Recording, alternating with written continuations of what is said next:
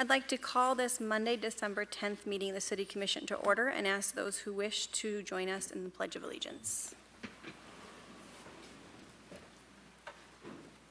I pledge allegiance to the flag of the United States of America and to the republic for which it stands, one nation, under God, indivisible, with liberty and justice for all. Clerk, has the roll been taken? It has. All are present tonight. Wonderful, thank you. We have one proclamation and presentation this evening. I believe Bill and Doug Collins are here this evening. If you'd like to join me at the podium, I would like to present a special street sign to you. Thank you.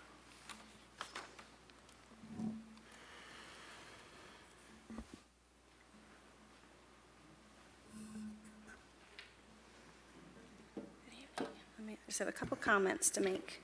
So this evening I have the pleasure of honoring our former city manager, an active community volunteer who served with the Mount Pleasant Area Community Foundation, the First United Methodist Church, the Kiwanis, the Isabella County Restoration House, among many others. He was a man who helped establish our Sister City Relationship Program and establish the Student Exchange Program that goes along with it. He was a man who was loving and caring to his wife, his 3 sons, his 6 grandchildren, and this community. These are the reasons why the city building official proposed, and we all agree, that the new connector drive linking Mission Street and East Campus Drive should be named Collins Drive, after a man who we all honor, Larry Collins. Thank you.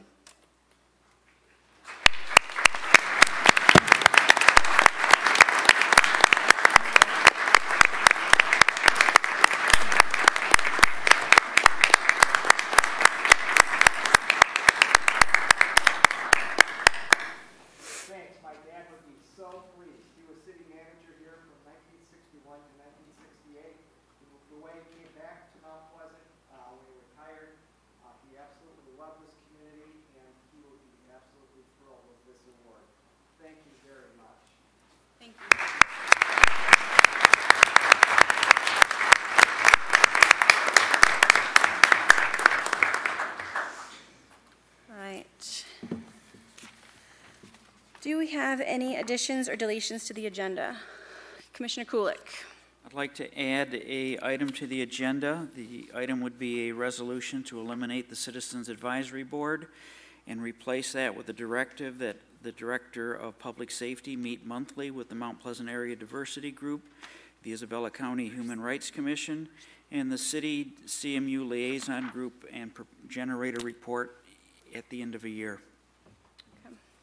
So I have a motion on the floor. Is there support for this motion? I see support from Commissioner Gillis. I think we need to clarify the motion. Commissioner Lalonde, did you have a comment? No. Oh. Okay. We can have discussion now, correct? We can have discussion. Yeah, I don't know that you needed a second. You just are proposing something added to the agenda. Okay. Do we need 5 votes to add it to the agenda, though, right? Correct. Yes. You would need 5 votes to add it to the agenda. But we can have discussion on why it should be added, not on the motion, not on the merits of it itself. That'll be a separate motion. Okay. So we're going to discuss why it should be added to the agenda. Commissioner Kulik. At the last meeting of the Mount Pleasant City Commission, a resolution was adopted creating a Citizens Advisory Board to provide review of the Mount Pleasant Police Department. The purpose of this CAB was to increase communication between the police and members of the minority community of the city and to increase transparency.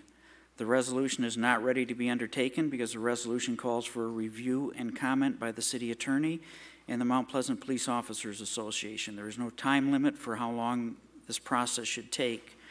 The resolution also calls for the appointment of 3 qualified voters of the city by the Mount Pleasant City Commission to fill the CAB.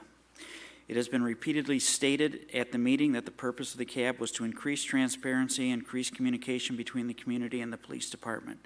The Mount Pleasant community already has a Mount Pleasant Area Diversity Group, Isabella County Human Rights Commission, and the City Liaison Group. There are 8 members on this Human Rights Committee and 17 on the City CMU Liaison Group that in the past have commented on police activity. The charge of the Isabella Human Rights Committee is to, 1, provide programming and education to the county on issues relating to enhancing positive interaction between diverse members of the Isabella community. 2, to serve as a liaison between the county and other local diversity and minority organizations. 3, to collect data regarding acts of discrimination and harassment within Isabella County and share the analysis of that data when recommendations for action with the Board of Commissioners and the county administrator. 4, to monitor the actions taken by appropriate government bodies regarding acts of discrimination reported to the County Board of Commissioners and the county administrator.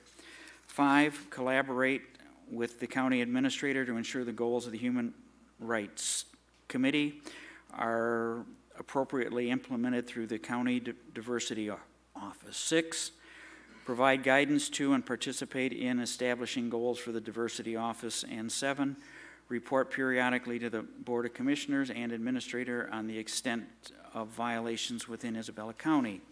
The charge of the Isabella Area Diversity Group is to, 1, the Mount Pleasant Area Diversity Group employs a community-based inclusion approach to foster and promote acceptance and appreciation of diversity. The group is committed to actively challenging the obstacles that inhibit the community's ability to respect, value, and be sensitive to diversity. The charge of the City CMU Liaison Group is to 1, serve as a vehicle for ongoing dialogue between students, residents, city officials, and university officials responsible for offering recommendations and providing feedback on programs and/or activities to enhance the relationship between students and residents. It is clear to me that there is a great deal of overlap between the charge of the CAB and the existing oversight groups. It is my observation that once the city creates a board, commission, or other group, it becomes almost impossible to later eliminate that group. The fact that there have only been 7 complaints against the Mount Pleasant Police Department since 2015 to date, none of those complaints were gender or race-related complaints. This does not indicate a level of a problem warranting the creation of a new separate advisory board, in my opinion. Since it is unknown how long it will take to receive reports and recommendations from the city attorney and the Mount Pleasant Police Officers Association, I am proposing the Mount Pleasant City Commission repeal the resolution creating the Citizens Advisory Board, instruct the Director of Public Safety to immediately begin regular meetings with the Mount Pleasant Area Diversity Group, the Isabella County Human Rights Commission, and the City CMU Liaison Board, and those meetings take place at least monthly for the 2019 calendar year.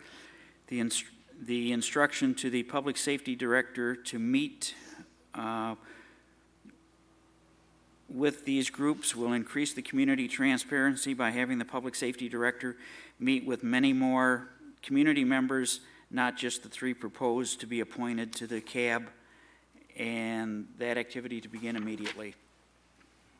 Okay, so are there other comments on whether we are going to add this to the agenda? We are currently only talking about whether we're adding it to the agenda, and it will take 5 votes to add it to the agenda.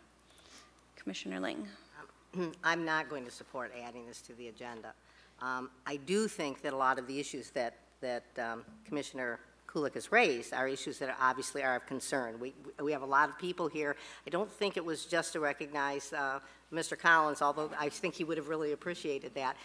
But there really is interest in this, and we understand that there are people who are unclear what happened and are upset about what happened. Nonetheless, from a procedural point of view, this is a huge issue. We wouldn't have a room full of people if it was not a huge issue.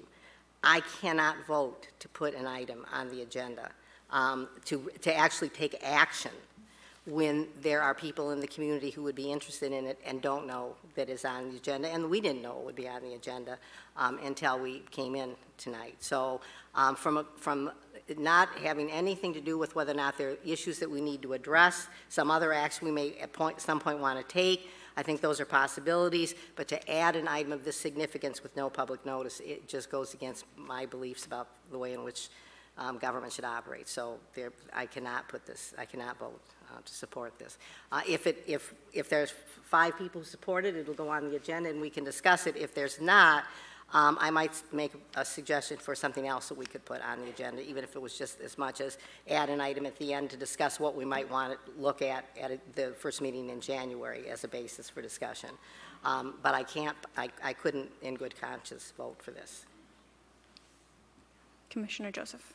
I will also not be supporting this motion. I wanted to first begin with what the Citizen Advisory Board is meant to do in 3 bullet points. It is to improve communication between the city police and the community, to create an advisory process to provide transparency of police actions, and to provide police credibility with the public. Now, since we passed this at our last meeting, I think that there has been a sentiment that this commission does not support our police department, and that is not true whatsoever. I think that all members of this commission back our police department 110%. But what came to this commission and what we respond to is the public. And the public came to us saying there's a real need and a desire to have this Citizen Advisory Board. And the role of this Citizen Advisory Board is to really take public information that will be available to anyone and put it in a formal process and to make recommendations to the City Commission if they really find there is an issue. And I cannot support a motion that takes that away from something we just passed and really, in a way, takes away these people's rights to form together, to really look at how our city functions, and to make an opinion. Now, anybody in this room and anybody in the public could do the same thing that that advisory board does. But the formation of this advisory board gives it more credibility because it's an organized group and it's sanctioned by the city. And I really think that's something that we can't misstep. I know there's a lot of people here from the city, and I know that you're probably really passionate about the unity and supporting our fellow employees, and I think that's just a testament to how great this community is and how passionate we really feel about how the city is run and our politics. But you have to understand that there's another group of people in this city who feel very passionate on the other side, and they're not saying that, nobody here is saying that our police department is a bad actor. But the fact is that we need to allow people to exercise their rights, and this is what that community does. This is what that board will function as. And it's unfortunate that there's been a large emotional and just, reaction on both sides to this formation of this committee. And it's true that we don't have a designated timeline for when that committee starts. But to me and my fellow commissioners, a 3-month delay for really just reasons that we couldn't really justify was something that I couldn't support. So I can't support the motion to dissolve the Citizen Advisory Board, and that's my opinion, and I was elected here to give my opinion and my insights, and if I'm wrong, I will be, I'll be off this board in a couple of years, but that's what I came here to do and Commissioner stand Joseph, up. I appreciate your comments. We're talking about whether we want to add this to the agenda or not right now. So I know that this is It's an emotional issue for everybody. it is. So are there other comments about whether we want to add this to the agenda or not? Commissioner Gillis. I will try to stay on topic since we were supposed to be talking about adding it to the agenda. I am asking my fellow commissioners to vote yes on adding this to the agenda so that we may have more dialogue on this issue. There has been times that things have came in on petitions and communications and have moved to an action item. And so I think this is nothing out of the ordinary that we haven't done in the last month. So for the people that are here in the audience, I think it is due them that we add this to the agenda. We need a supermajority That means 5 votes. So I'm hoping the 2 commissioners that have spoke previously might change their minds and add this to the agenda so that we can have the dialogue while all you people are here in the room, because we are supposed to represent you. Any other comments or questions on the addition of this item to the agenda? Right, I will ask for both a verbal and show of hands on this so we can get it in the minutes correctly. All those in favor of adding this to the agenda say aye. Aye. Any opposed? Nay. Nay. That passes 5-2. So we will add that, do you want it as item number 22?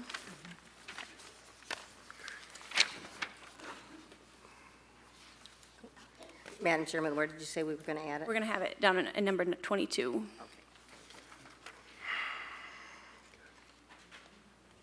All right. Now we have the first opportunity for public input on agenda items. We also have an opportunity at the end of the agenda for anything city-related that is not on the agenda, but this is your opportunity for anything city-related. We ask that if you come to the podium that you limit your comments to 5 minutes. Please state your name and address before you begin. And if we have a long line of people, if you could line up to help expedite the process, we would appreciate it. So we will open the public hearing now. And Madam Mayor, that also includes the item we just added. Yes, although it was under the correspondence for number 7, so technically it was on the agenda anyways. Thank you. Good evening. I am Erin Strang. My address is 8485 South Meridian Road in Shepherd, Michigan. I'm speaking as it relates to agenda item number 12 on the operational budget. And I would first like to thank the commissioners in support of the Gibbs Planning Conceptual Plan for the Smart Zone. As you all know, I'm the president and CEO of the Central Michigan University Research Corporation, and I, along with Jim McBride, have a contract with the Local Development Finance Authority and the Commission to be able to develop that Smart Zone land. I hope that you all had the opportunity. I know some of you joined the final presentation that Gibbs Planning conducted, and then we also had a video tape of that presentation that you all received a link for. So I hope you had an opportunity to review what was presented. In summary, the design plan for the Smart Zone was and still is to attract high-tech businesses for high-paying, high-skilled jobs. However, as the cultural and societal behaviors have shifted, so have the business trends and the company's abilities to attract employees. As such, the companies look at every opportunity to create a sense of place that will accommodate the new workforce. That is why the plan that was proposed is so relevant to attract companies and businesses of tomorrow. Based on documented development trends, something as simple as a walk score not being high enough would disqualify the land from being considered. And so the Smart Zone currently has a walk score of 52, which is not high enough to move past the first level of decision makers. So with the implementation of the plan that was put forth, minor alterations like that being proposed would align with the components that these companies are looking for, the companies that we're trying to attract. Now, I believe that this plan is a good start. It's a good start for both CMURC and MMDC to be able to go with confidence to local, regional, and statewide developers, along with site selectors, to implement a plan. Now, this is a conceptual design plan.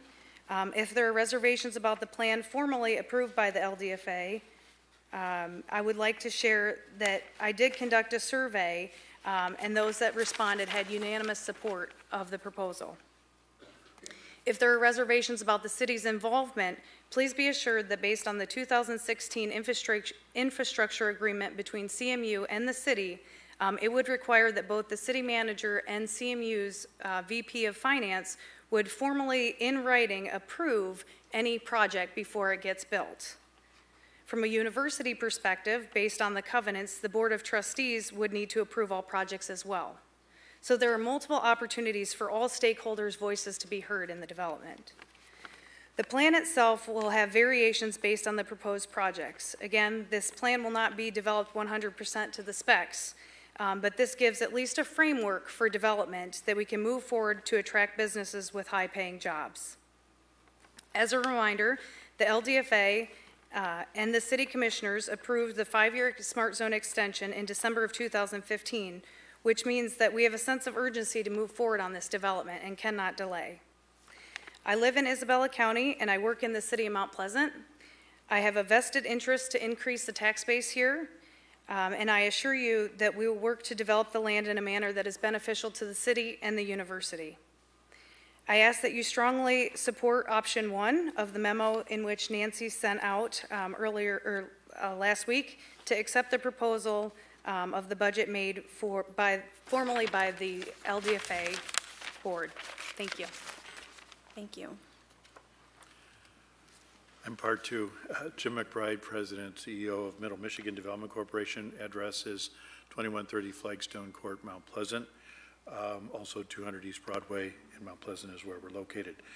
And I think Aaron did a great job outlining the issues that we both wanted to talk about tonight. I'll add to it that we recently had a site consultant from Columbus, Ohio. His name is Rick Klebon. He's the president of Sycamore Growth Group. Primarily represents companies that are what you would call high-tech tool and die companies that do a lot with 3D printing. It's kind of this next generation of tool and die work.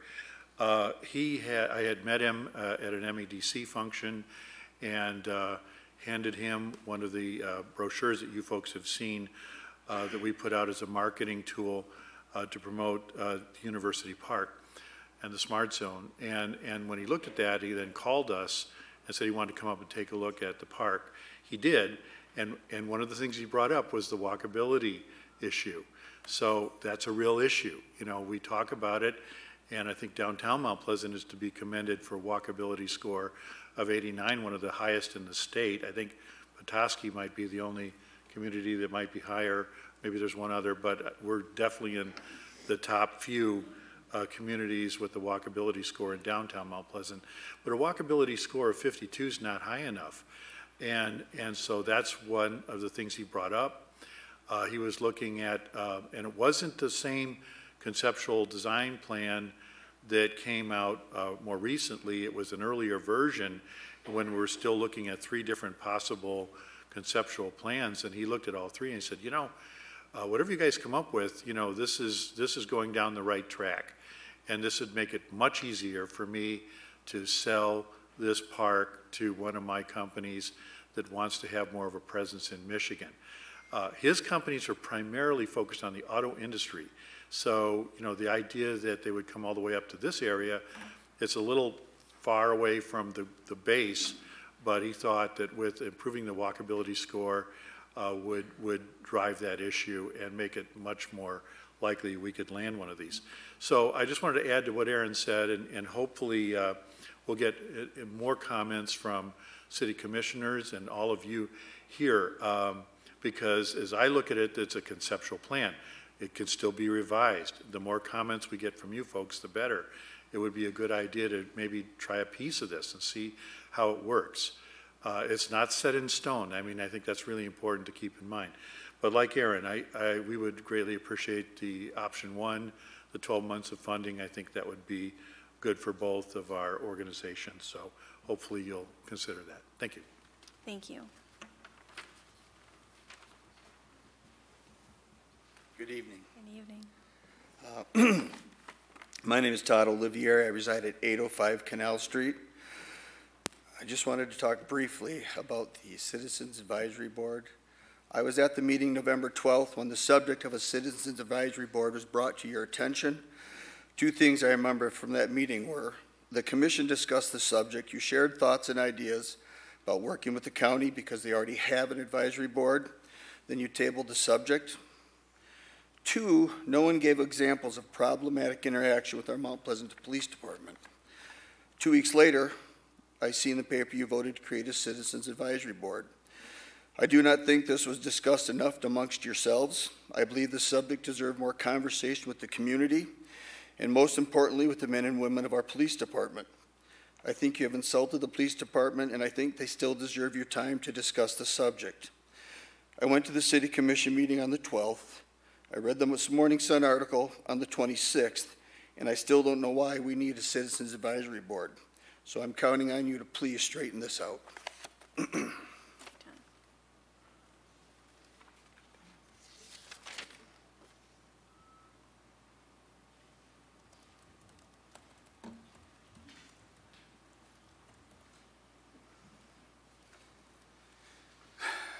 Good evening, Madam Mayor, Mr. Vice Mayor, other members of the Commission, City Attorney Wood, Mr. Howard.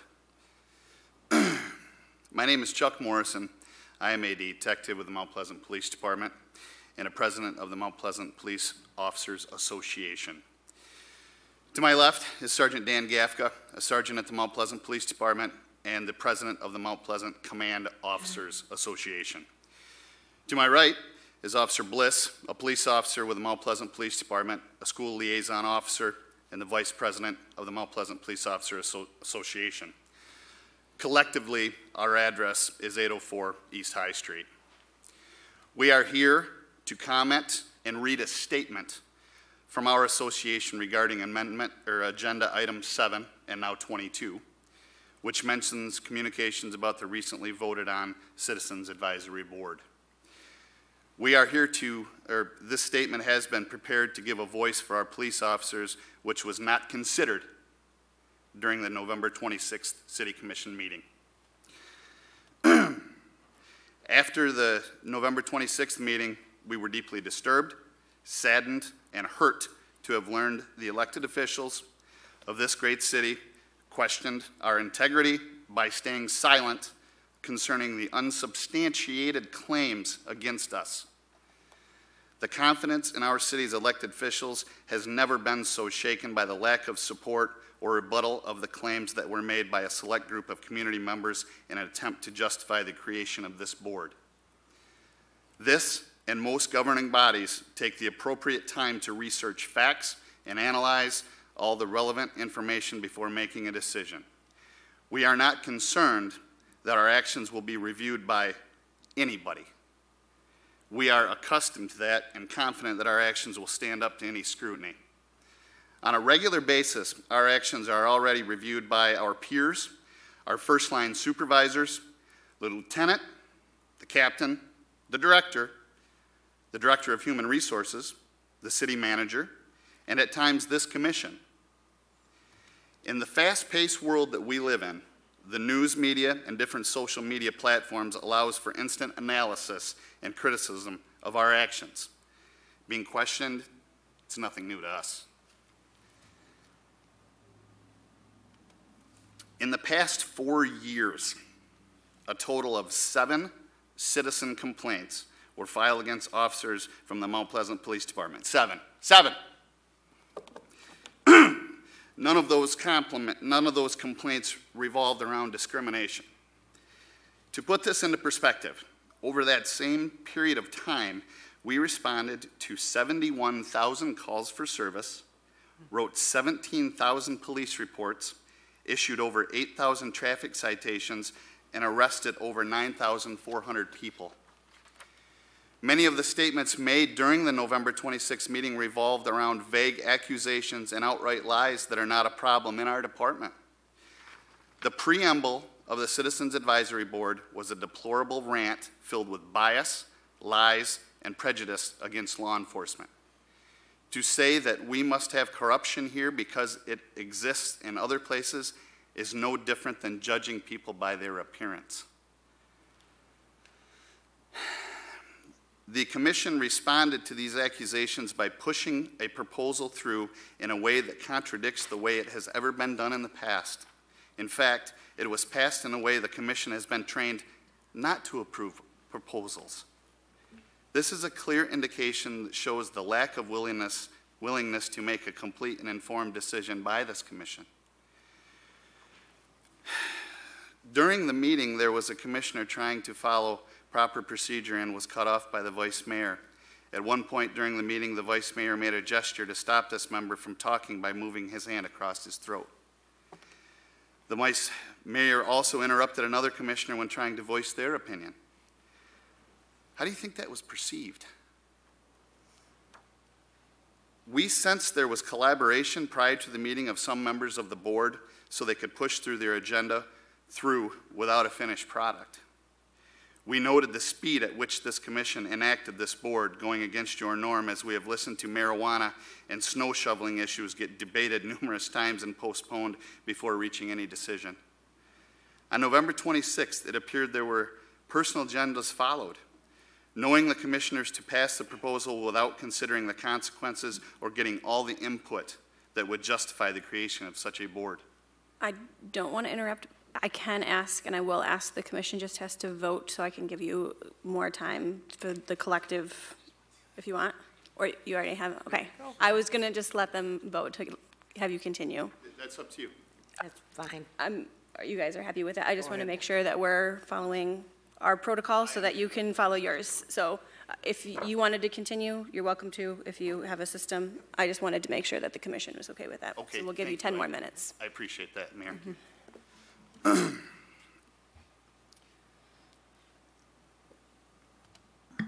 Sorry. Find a spot here, if you'll allow me. On November 26th, it appeared that there was personal agendas followed. Knowing the Citizens Advisory Board may be a now or never decision, guided some commissioners to pass the proposal without considering the consequences or getting all the input that would justify the creation of such a board. We already have a Human Rights Committee. When I read what their purpose is, it already functions as a liaison for the people to file citizen complaints and, when necessary, to ask questions concerning our actions as it relates to discrimination and harassment. Why this committee no longer is good enough to carry out this function, I don't know. In reviewing the posted online agendas for the Human Rights Committee meetings, there were no topics related to citizen complaints and law enforcement. If members of this commission were trying to say that the Mount Pleasant police officers are corrupt or racist and generally treat people disrespectfully, then the commission should not have passed a proposal based on baseless comments. Passing the proposal for a Citizens Advisory Board based on these baseless accusations just validated their claims. We would remind you that more people hear your words than the ones who are sitting in this chamber when they are speaking, and those words can have far-reaching repercussions for all of us. Accountability is a required backbone to law enforcement profession. It is a fact that the city manager, human resources, and our police administration hold us to the highest standard in accountability. Our standard at the Mount Pleasant Police Department is high, and it is an expectation. The outcome of the November 26th Commission meeting not only insulted our police officers, but further questioned the abilities of our management team. However, we have complete confidence in their decision-making ability. It is the apparent lack of support and leadership that was demonstrated by this commission on November 26th that makes it difficult to recruit and retain officers. It's an example. Officers need clear direction and expectations from our leaders. It is just as important that we need to know we will be supported when we do our best. We will inevitably make decisions that are unpopular with some citizens, and it is at those times when we rely on the direction and the support of the city leaders. When officers don't feel that support exists, they become less effective. The interest in becoming a police officer is down dramatically, and retaining officers once they get hired is an increasing challenge across the nation. Unfortunately, the lack of support for our police officers by this commission and the continued reduction in our benefits, as well as the attempts to cut our retirement pensions, is bringing this problem directly to this city and this department. There are many citizens who support us in what we do. On behalf of the police officers from Mount Pleasant City Police and their families, we say thank you. We will continue to serve you at the highest level. At this time, I'd like to ask any Mount Pleasant police officers, past or present, who are not racist to please stand up.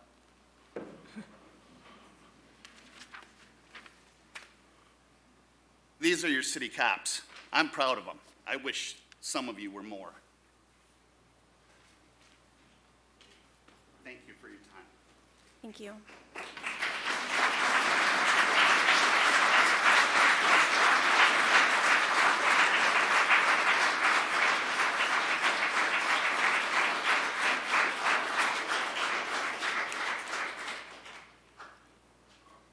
Is there any other public comment this evening? It's a hard act to follow, so I will close this portion of the meeting. I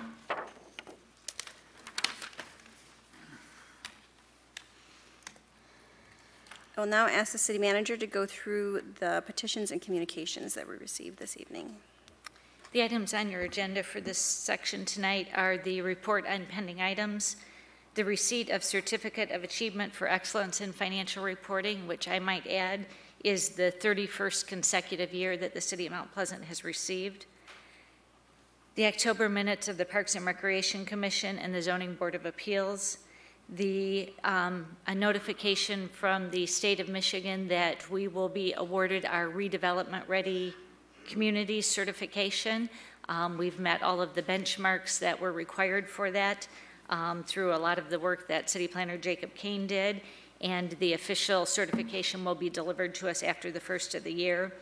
A correspondence from Mr. Bruce Kilmer regarding the Citizens Advisory Board, and then an update from Taylor Idema on the Mount Pleasant Amphitheater project, which you know she has been the force behind in raising money and getting that project off the ground. Commissioner Kulik. I'd like to personally thank Jacob and all the city staff that worked so hard for the last couple of years to get us to our redevelopment ready status. When I first saw that list and saw the work, I appreciate everything you did. It wasn't an easy task to get us there. Thank you. Any other comments on these items, Commissioner Ling? I echo that, and I also have to comment on Marianne Cornexel's work as finance director. Some of those 31 years were with our current city manager. It is a significant achievement to have 31 years of being recognized for a budget that, among other things, is very transparent. And anybody reading the budget, not always all that stimulating, but anybody reading the budget knows everything that they would need to know about how the city spends its money, so thank you for that. I had similar comments about both the financial reporting. It's actually a very big deal that we received this, and I am very proud of our community for that. And Mr. Kane, our city planner, has done an excellent job with the redevelopment ready certification process, so thank you. All right, I will now ask this, is there anything that anyone would like removed from the consent calendar? Vice Mayor Mane. I think maybe add, I don't know if 21 should have been on there. I was going to ask if you would mind if we added that somehow that asterisk got left off the agenda, but that typically is one of our items, if you don't mind adding that. Yes. No, I want to go through the whole payrolls and all.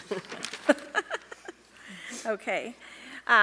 So with that, I'll ask the city manager to go through any of the items that have asterisks next to them so we can vote on those items in one lump sum. So the items on the consent calendar for your consideration are the minutes of the regular meeting of November 26th, as well as the closed session of the same date. We only have one bid for you this evening, and it's for the annual bid process that we do for the purchase of water meters to lock in the rates for the year. One bidder was responsive to all of the specifications for that purchase, so we're recommending award of the bid to Ferguson Enterprises for the prices as outlined in the memo. The next item for your consideration is approval of the amended budget for the current fiscal year 2018. Our normal practice is to amend the budget based on activity through October to provide a better projection of what the year-end balances might be. There's still a number of matters, as you know, that can affect the final numbers, and they're also subject to audit, but this is our best guess at this time. The memo from Finance Director Marianne Cornexel outlines the significant changes since the amendment this past summer. The bottom line impact on the general fund is that the net effect of all of the changes in the general fund is that we project a year-end unassigned fund balance of just under $2.9 million, which reflects 23% of expenditures. This is approximately $130,000 higher than was projected this summer, so we recommend you approve the resolution as presented. Next, we're recommending a sole source contract with Space Inc. out of Midland, Michigan.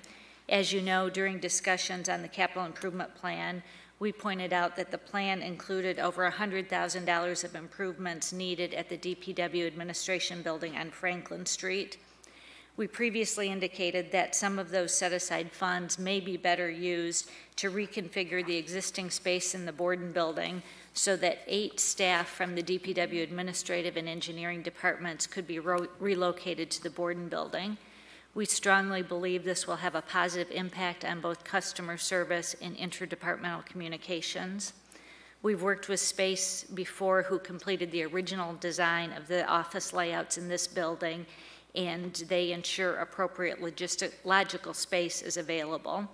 We recommend you authorize the sole source contract for the purchase, installation, and design of the, oversight of the walls and furnitures needed in order to provide the space for the movement of those positions, and the contract amount would be $67,000, and funds are provided in the motor pool fund where the funds were set aside for building improvements. And lastly, approval of payrolls and warrants. Number 18. Yes, we're suggesting, I missed that one, that your first meeting of January be set for January 7th.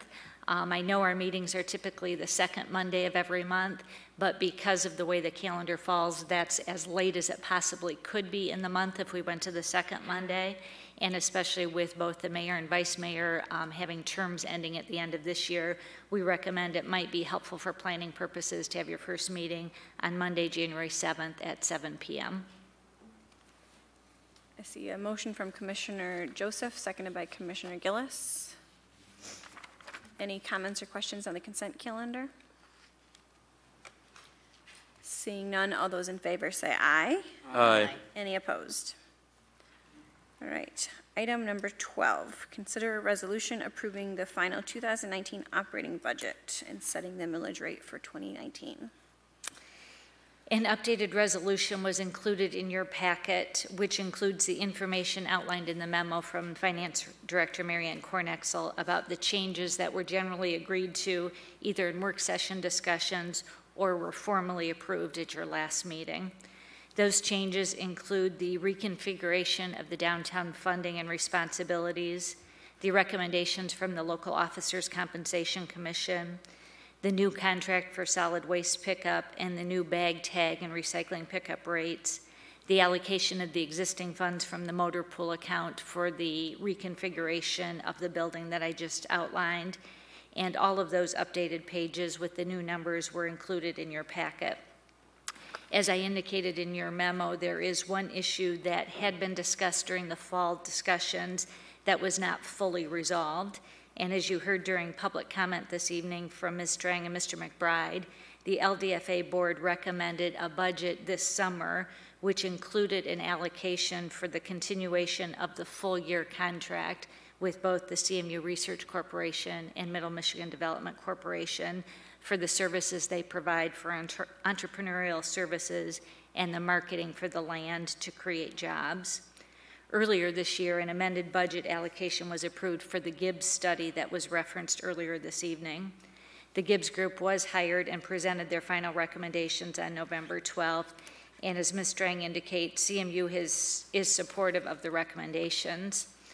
The LDFA board, as a complete board, has not yet endorsed the recommendations, nor have they been shared completely with the City Commission. So that's why we offered you the alternative, because we knew some of you had some concerns about what it is that would be implemented in the coming years. So the two options we've made available to you are either to approve the budget as it's indicated in the packet, which includes 12 months of funding from the LDFA for those two contracts. And if you wanted to do that, you would approve the resolution that's in the packet. If you instead wanted to obtain more information from the LDFA board and have a chance to review the recommendations from the Gibbs study and discuss implementation plans, then we would suggest you might want to consider an allocation of 6 months of funding toward those contracts so that those additional discussions could occur in the first part of 2019. After that, you could then consider a budget amendment for the second half of the year if you decided. So if you wanted to go with that second option, you would approve the drafted motion that I've put in the packet indicating 1/2 of the recommended funding for this year, and we would use that to update the resolution. I see a motion from Commissioner Kulik. I'll let you make that motion. I move to approve the original resolution, which includes the full year funding for MMDC and CMURC. I see support from Commissioner Lalonde. Comments and questions on that item?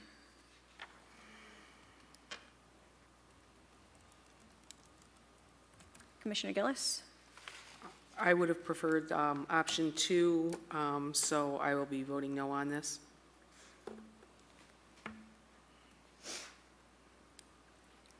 Other comments or questions? Commissioner Kulik? The budget process is as usual, a long, sometimes painful process for this commission. This year was perhaps more so because we started looking at fees that some of which hadn't been changed since some of the younger members of the commission were born. I think one of the mayor's goals was to try to put the city on a sustainable, financially sustainable plateau, and I think this budget moves us in that direction. I'll be supporting it. Other comments on the budget before we vote? I will just make the comment, you know, again, this is a large budget to put together. The finance staff and city manager do an amazing job with it. I will be supporting this first option. I have seen the proposal from Gibbs and really appreciate it. I appreciate the work they did. I hope that future commissions would put a plan like that together for downtowns, which is something I've seen. I think it could be beneficial, and I think that there's ways to increase this community and help stimulate development and new job creation and, you know, a whole new sector that we're kind of missing right now. But we have to take the initiative to kind of create these plans. This is what the industry is going towards. So I will be supporting this, but I will also be supporting the operating budget as a whole because I appreciate the hard work that was put into it. And as Commissioner Kulik said, I think that taking that hard look at the fees was a lengthy process, and it was a difficult process, and it involved lots of difficult conversations, but I think we are making great progress on becoming a community that is able to sustain itself, and so in the long run, which it has been for a long time. This community and the commissioners who came before us have always done a great job of making sure that this city is on stable financial footing, and so I appreciate that. So with that, all those in favor say aye. Aye. Aye. Any opposed? Nay. That motion passes 6-1.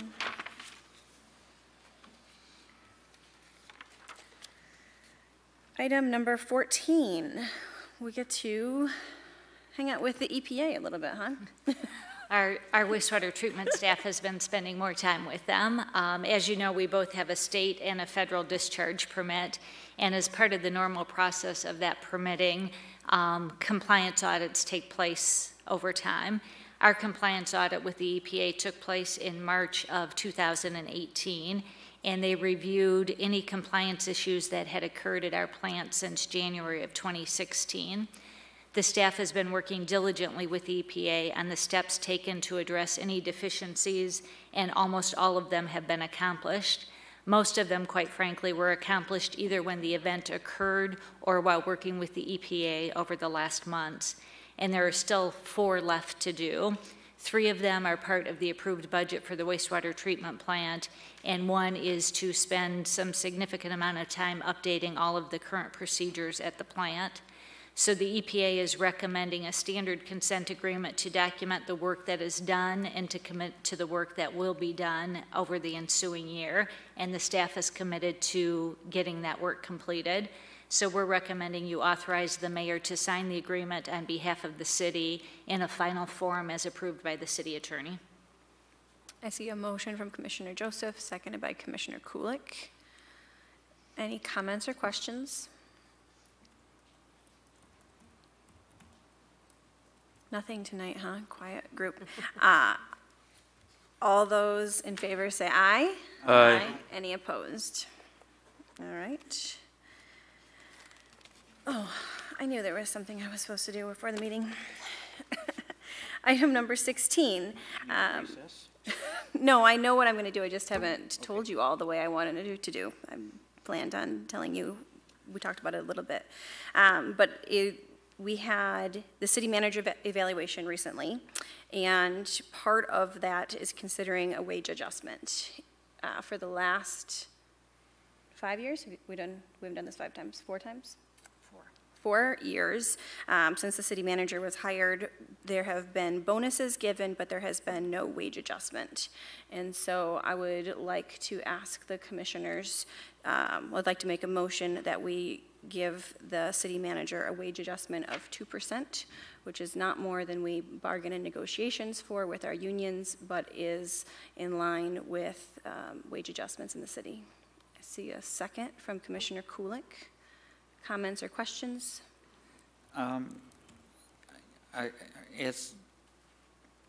As the last 4 years, our city manager continues to do an excellent job.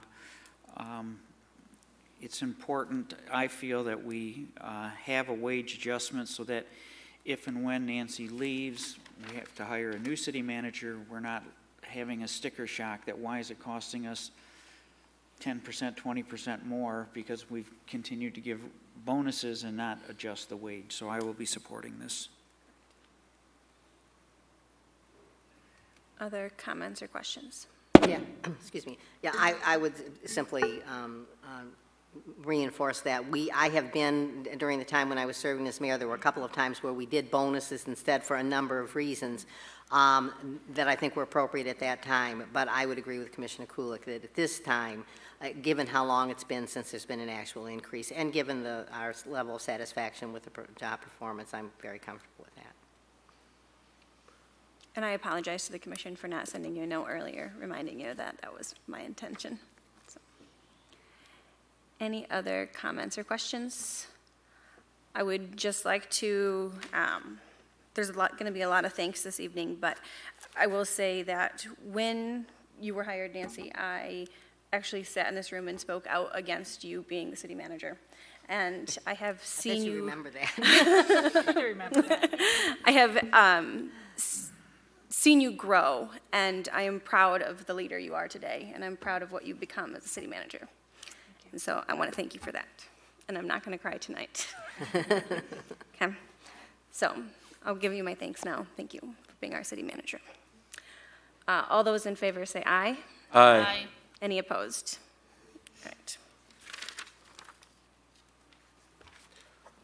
Item number 17, appointments to various city boards. I will ask the chair of the appointments committee, Commissioner Ling, to go over those items for us. Thank you.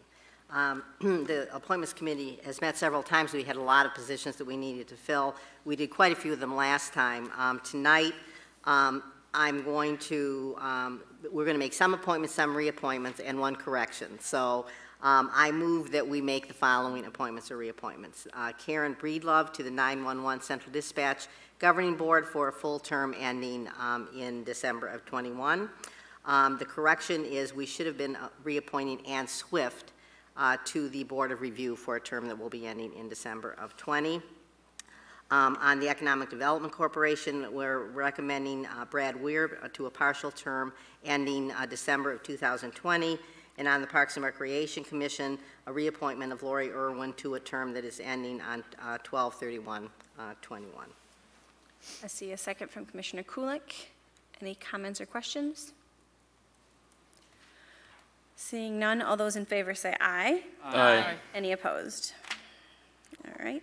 And just as a follow-up, if you don't mind, I want to mention that we are still looking for 2 positions to fill on boards that we have filled in the past. One is on the Material Recovery Facility, which is the recycling center, and we always have a citizen representative, and right now we don't have a citizen representative. And it's a good way to kind of learn about recycling. So if there's somebody that's really into recycling, it's a big issue right now, we would appreciate it if they would submit an application. And the other one is on the LDFA, which we just heard a lot of information on, exciting plans that are going on out in the Smart Zone area. So if there's someone interested in being on that board, we can make that appointment at whatever point that we have an application. You have to be a eligible voter in the city of... Yes, you do have to be an eligible, thank you for that. You do have to be an eligible voter in the city of Mount Pleasant in order to be on either of those boards and most of our boards.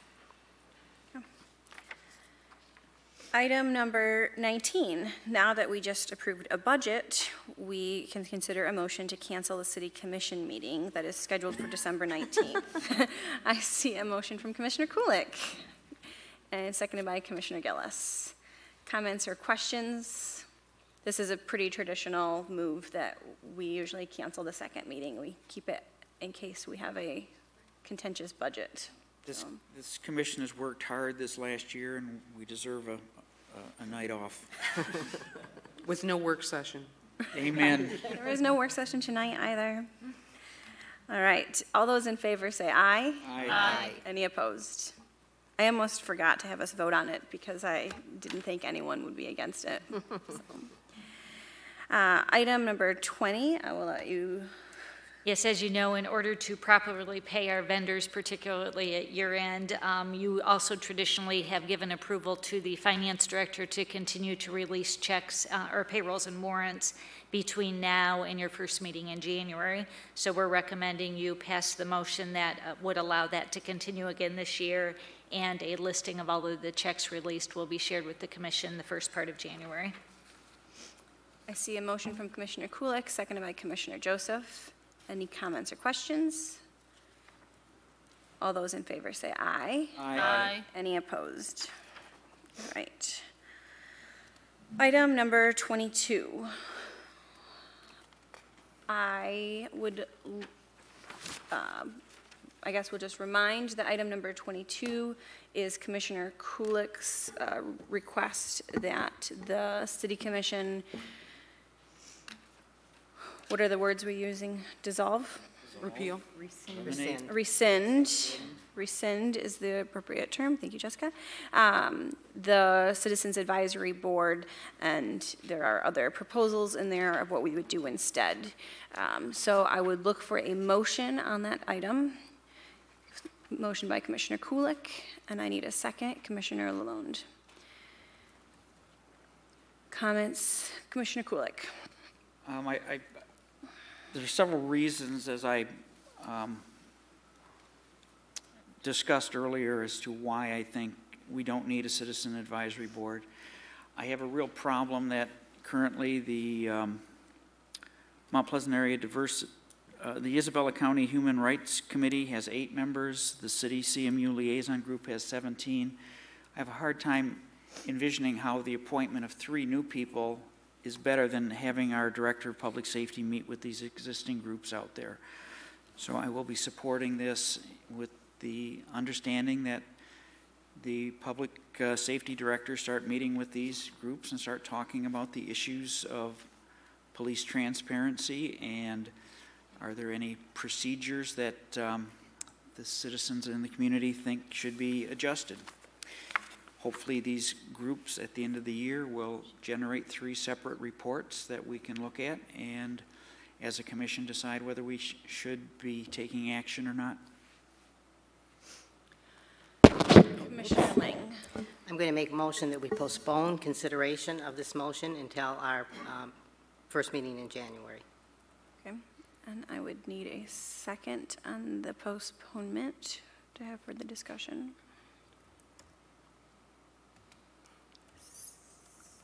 I'll second the motion. Okay. Discussion.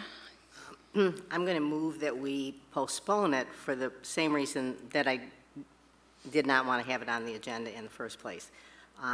I don't want to dismiss the level of passion in the comments that were made this evening. I appreciate the fact that so many employees came to the meeting. I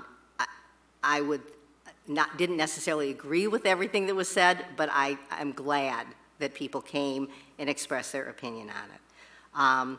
In the same way that last night, or 2 weeks ago, I wasn't going to tell people who came up how you feel is incorrect, and I'm going to contradict it, I wouldn't do that this evening either, because people feel how they feel. Obviously, there were very strong feelings on this, and I appreciate the fact that those were expressed. However, this is a significant issue, and that although it probably feels like it just popped up out of the blue, and I apologize for that. I will take responsibility for the way in which this process went. My perception of how it was going, and obviously the employees' perception, were miles apart, and I'm not going to blame the employees for that. I thought steps had been taken to make sure that people were aware of what was going on. I thought we were a little closer. Clearly, that was not the case. And so the intent, actually, of the motion last time was to say, okay, we get that there's a lot of concerns. We don't want to go any further with this other than to say we think this is an important idea, but we want to hear from people, and we did want to hear from people. But obviously, that's not the way in which it was perceived.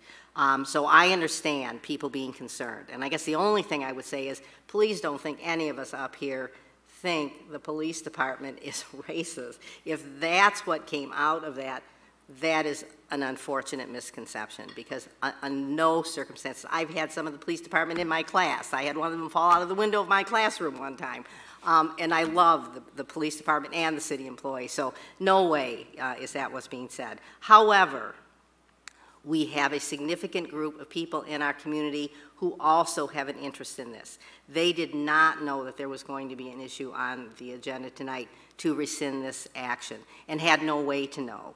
Out of respect for their concerns, in the same way that I respect the concerns of the employees who came and am willing to continue to have a discussion on it, I think that it would be unfair to those who were unaware of this discussion to vote on it. So while I appreciate the employees coming, I am sympathetic with some of the things that you said. I apologize for the process if it's led us to this, but I can't vote to rescind it, and that's why I think if we wait until our next meeting, I also would suggest that if we do that, if possible, perhaps we ask for a preliminary report from the attorney who is taking a look at what was involved in this. It may not be possible to get it at January 7th, but I think any information we could get by then would be helpful. But I would not feel comfortable dealing with it before that.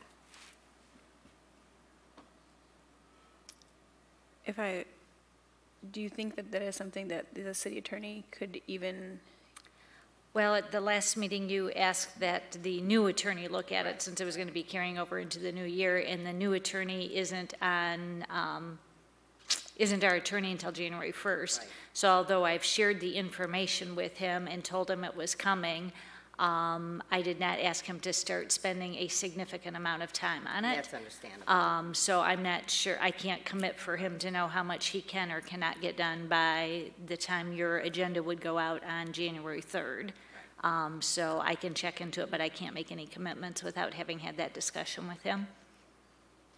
Commissioner Kulik. It seems strange to me that, all of a sudden, we can slow this process down, whereas 2 weeks ago we had to do it that night, and if we didn't, the world was going to end. All right. We're going to remember to talk on the issues tonight, not I'm opposed to blame the people. proposed change. I understand that. So we are talking on the proposal of the amendment to postpone. Okay. Right now. Let's make sure if we are trying to do rules and stuff, we apply it to all of us the same way down, because just saying. I'm really trying, Lori. It is not always easy to interrupt people to tell them that the thing that they're passionate about is not the appropriate time to talk about it. I was clearly interrupted last commission meeting, so I didn't think anybody had a problem with the last one. So, and I also want to make the comment, We tried to postpone the movement and the creation of that committee last meeting 3 different times to make sure that we could look at some questions we had and make sure it was right or ready for adoption, and we could get nowhere on this board. Yet now, when we have our staff and another group of community members here, obviously wanting us to move on this agenda item, now we're being asked to postpone. And I just think it's, you can't have it on both sides all the time. You can't flip because it's something you agree with, and now you flip because it's something you don't want to happen. So I will not be voting for this postponement. Okay. Other comments and questions on the postponement?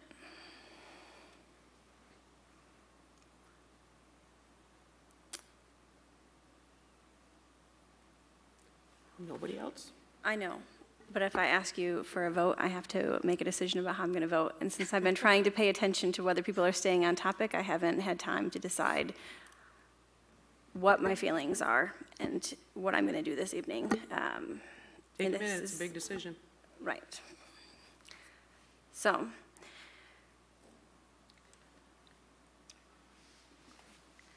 Commissioner Kulik? I'd like to move for a 5-minute recess.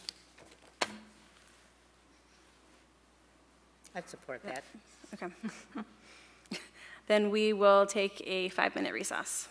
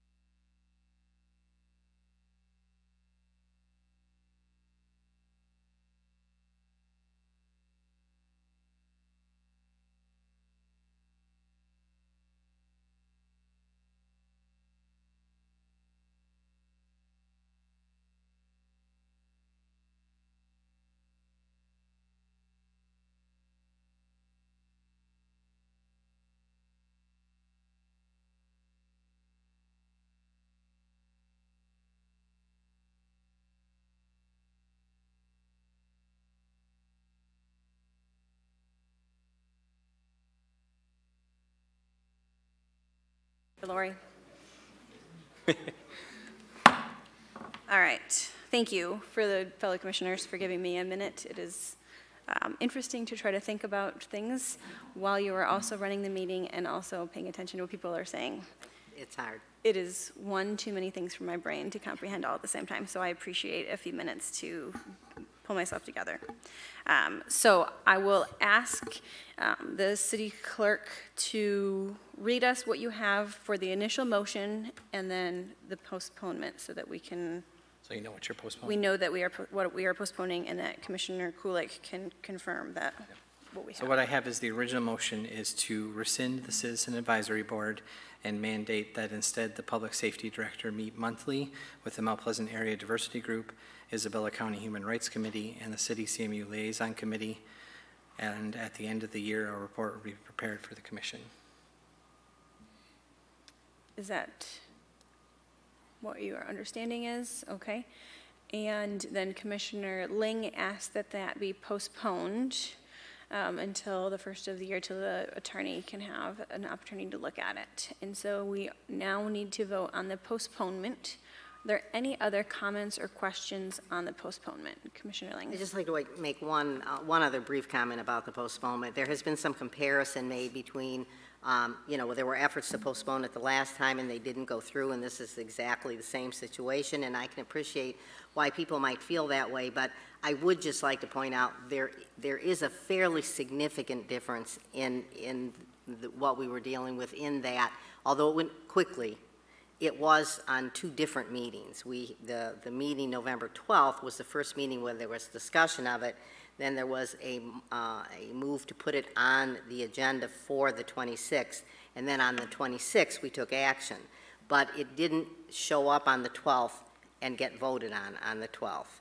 And was also, and while we just had correspondence, we weren't voting on anything on the 12th. So from my perspective, in terms of transparency and public being aware of things, there's a pretty significant difference between the two of those.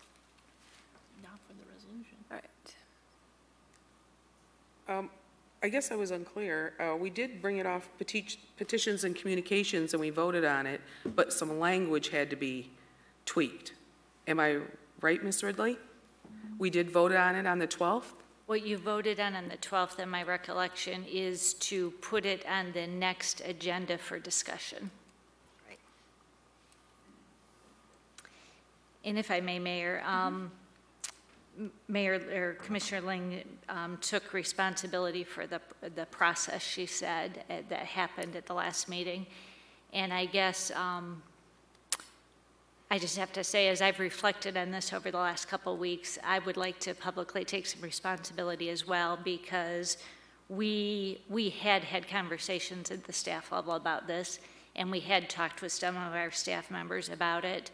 But as I indicated 2 weeks ago, when we started seeing started getting questions from some of the public and started seeing some of the social media posts about what the function of the committee really was going to be, we had been approaching it as an advisory board that would learn our complaint process and give us advice on the complaint process. And many other people were talking about it as an oversight board, and were looking at expansion of the responsibilities. And although some of you during that discussion on the 26th kept trying to bring it back to the original thought of what the board would be, there are many people in our community who see it as being much broader than that, even still today, I believe.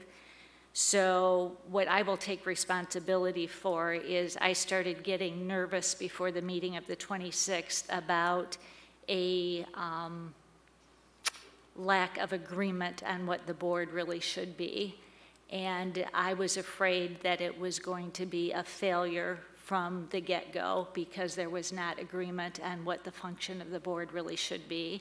And so that's why I suggested that an alternative might be to slow things down and do some more work on it. Some of the members that we had been working with took that as a rejection of their proposal.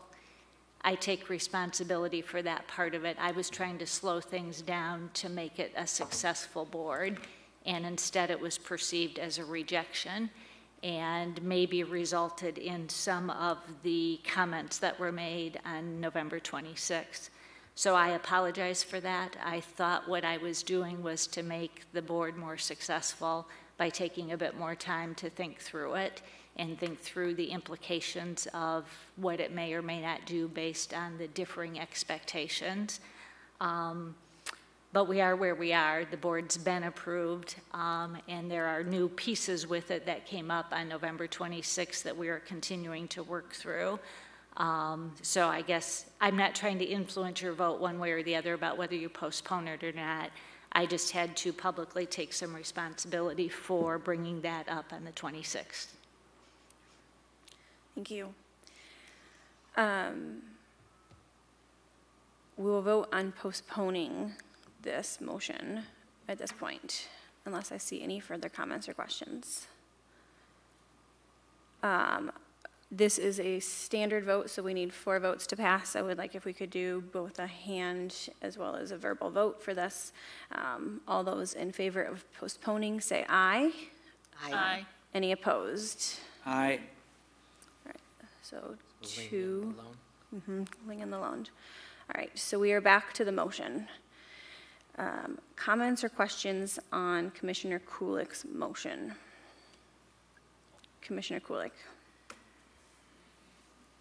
Because we dissolve this tonight, assuming that happens, and the Director of Public Safety starts meeting with these organizations immediately, or whenever their next meetings are going to be, that doesn't mean that a year from now, when those organizations issue a report, one of the recommendations of that may be to create a Citizens Advisory Board, and maybe not.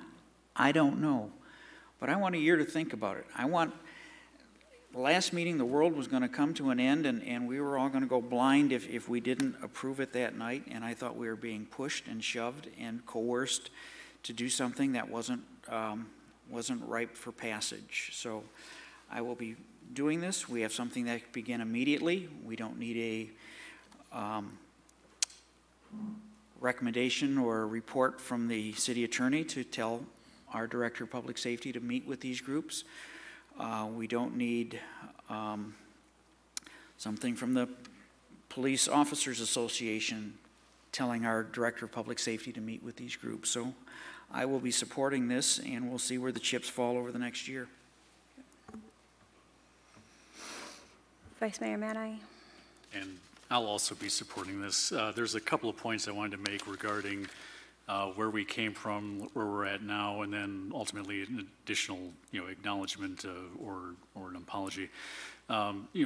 So where we came from, I was, aware of and familiar with, this proposal, was in the works, and with where it ended up, I thought, this was going to be,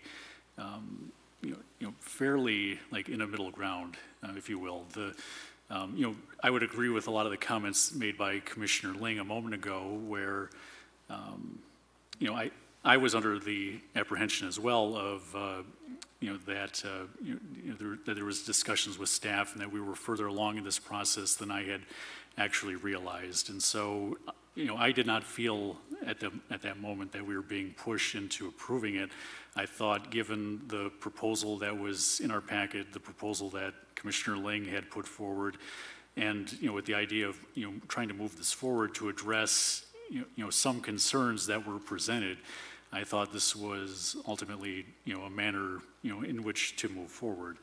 However, it has come to light various things and it's already been discussed in part here.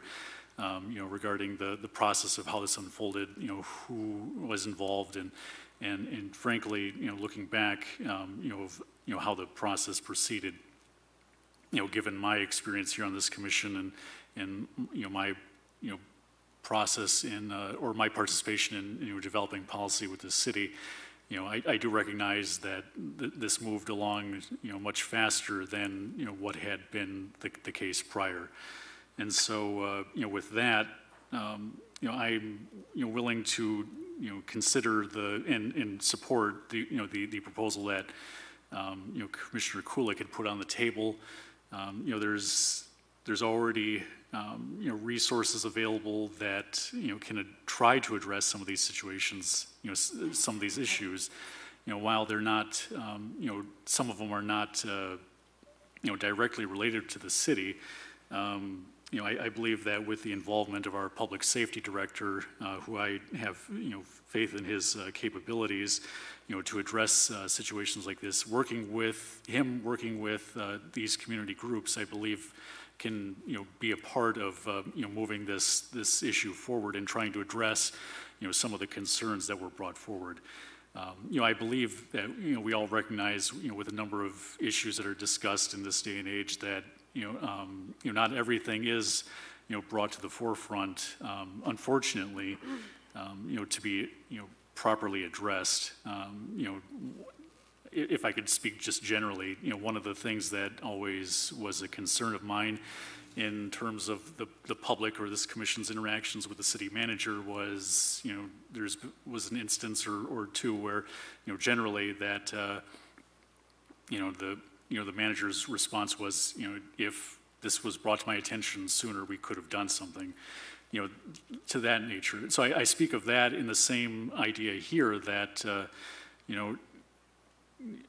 I believe that there's issues that are not being reported that, this could have been, like the proposal that was enacted, 2 weeks ago, could have been a vehicle to move to address this. However, as I've stated a moment ago, there are other vehicles that can be used to, address these community issues. And I believe that, with the idea that's on the table here from Commissioner Kulik, that this is,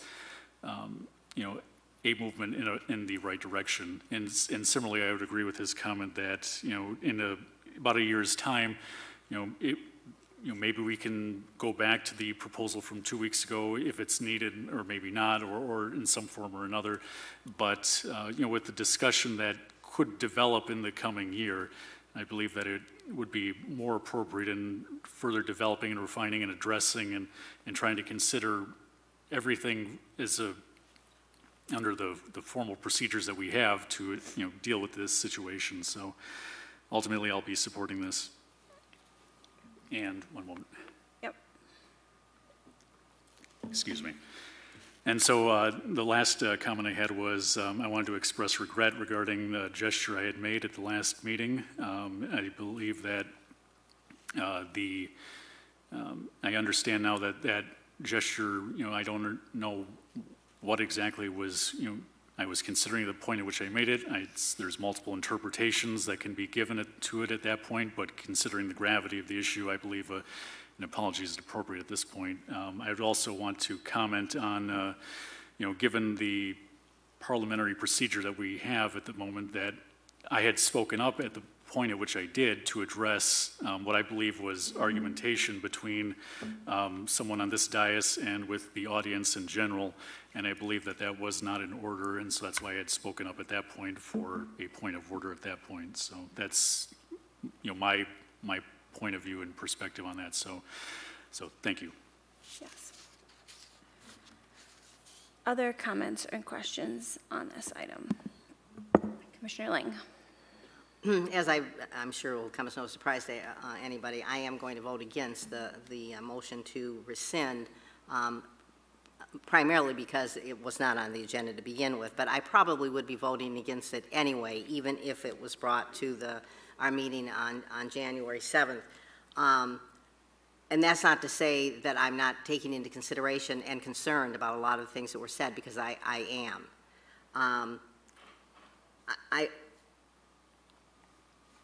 I just want to make a couple comments. One is the statement introducing this started by saying we're setting up a board that is a police review board. We did not set up a board that was a police review board. We've set up a board that had a very specific purpose, which was to review the complaint process, exist for a year, look at how the complaint process works, if there are reasons why, ways in which it could be improved, to learn what happens when a complaint has been filed, so to learn, listen and learn. That is what this group was set up to do, and then make a recommendation to the City Commission and then they go out of existence at the end of a year, it was essentially a study group. And it was just looking at a specific item. Now, as the city manager pointed out, there was a lot of misunderstanding about that. But if one read the article from last week, where the representative from the diversity group very succinctly summarized exactly what it was they were going to be doing. And it was exactly what I just said, very limited.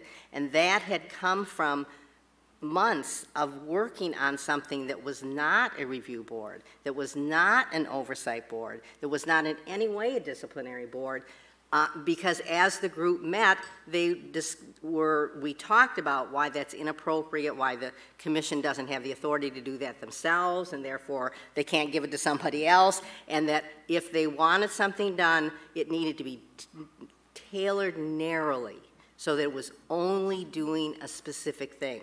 Now, as the city manager pointed out, there's a lot of confusion about that, and I understand why people are very upset, because there's been confusion about it, because of the way in which it has been covered on some of the social media.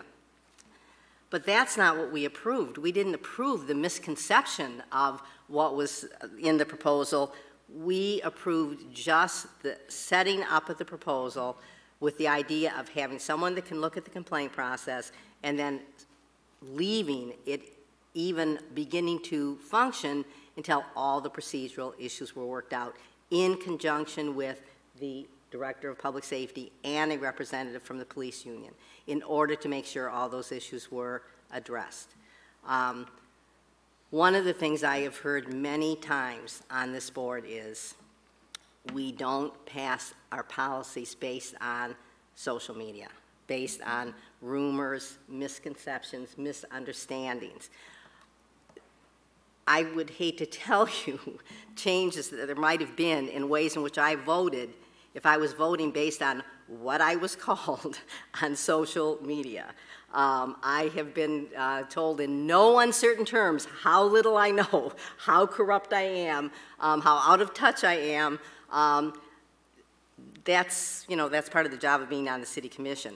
I can't make my decision based on what is on social media. I have to make my decision on what's in front of me. And what I saw in front of me was a very limited proposal that was designed to enhance communication, because clearly there are some misunderstandings. Because you could just see it. Listen to last week, listen to this week. Whoop, I think we're kind of far apart. This was designed to try to bring a little closer dialogue in a way that was a little narrower than the diversity group and the Human Rights Commission, which can kind of be all over the place. So it really had a very specific purpose, and that purpose was just to see whether or not there is a reason why we ought to take a look at how the complaint process works. I feel very badly that people interpreted that as saying we think there's something wrong with the police department. I think that a number of us, including me, and obviously I didn't do a very good job of it, were trying to say we have a great police department. We are proud of our police department. We think that we have a police department that is professional and dedicated, and we can even go a step higher. We can go from being the best to even better, and do it in conjunction with we're in the middle, we're not an island. There are a lot of things going on nationally, and there are recommendations that in order to avoid having, in order to be in a better position to deal with the situation when a crisis occurs, if you've got something in place where you've got citizens that have been able to work with the police and are confident about those procedures, it helps. It helps to deal with those situations. That was the intent, in order to say we've got a great police department and let's make sure we don't have misunderstandings, and when there's a crisis, we can work together. Obviously, in one way or another, that wasn't getting communicated, but my intent was to say, let's make the great police department that we have even a better example of how to make sure that we have citizen involvement and support for what we're doing. And that's not to say that we don't have support, but we want it to be universal, so that we don't have problems. So if that is not the message that was sent, then we weren't communicating the way in which we needed to communicate. And if this proposal is passed, nothing is going to happen. In fact, one of the things I had suggested to a couple of the commissioners was that if we do this board, and receive applications, I don't think we should even proceed with making appointments until we've had some preliminary discussion with the attorney on if there's even a need to adjust the way in which the board is done. And I would be perfectly comfortable with that, because obviously there's still a need for some additional communication. I can live with what the board decides to do, but I can't vote to rescind it tonight. Commissioner Joseph. I just want to make a couple comments about some personal experiences. In my time in Mount Pleasant, my experiences with the Mount Pleasant Police Department have been all positive. One time I came up to my car and it got broken into and some things were stolen. And I called the police and they came and we did a police report, and I got a ride home from that police officer that night. There was another time where I was at a friend's house and I left my backpack outside and someone turned it in, and they turned it into the police department, and I got a call from the Mount Pleasant Police Department and they said, "Hey, we got your backpack." And I went there, and it was the end of the semester, had all my books, my notes when I was a student. Those are really important things to me. And so when I reflect on those incidents and others, when you're driving down Mission at 2 in the morning and you see some cars swerving across Mission, and all of a sudden there's a Mount Pleasant Police Department officer pulling that car over and making sure that the police or the roads are safe. That's my experience with the Mount Pleasant Police Department. The Mount Pleasant Police Department is not an organization that I come to this board saying they're corrupt, there's a problem with racial diversity. None of that. It's a very professional, this whole city as a whole is a very professionally, very well, thorough organization to work for. And I think that's just even, more told by our turnout tonight by a lot of city staff and especially our police department.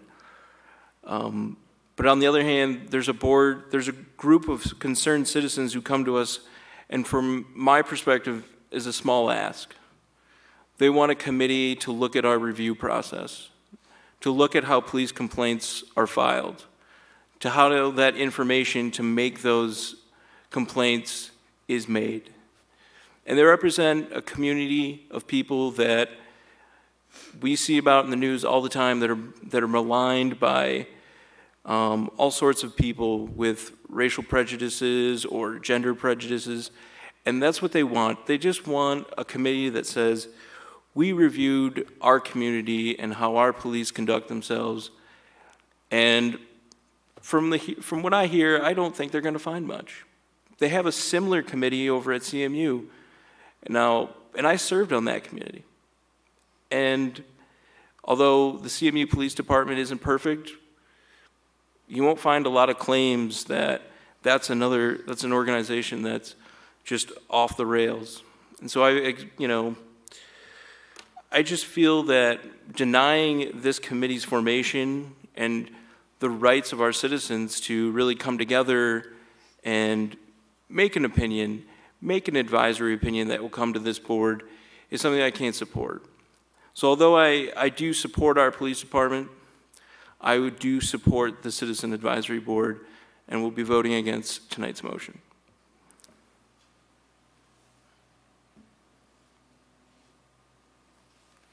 Commissioner Gillis.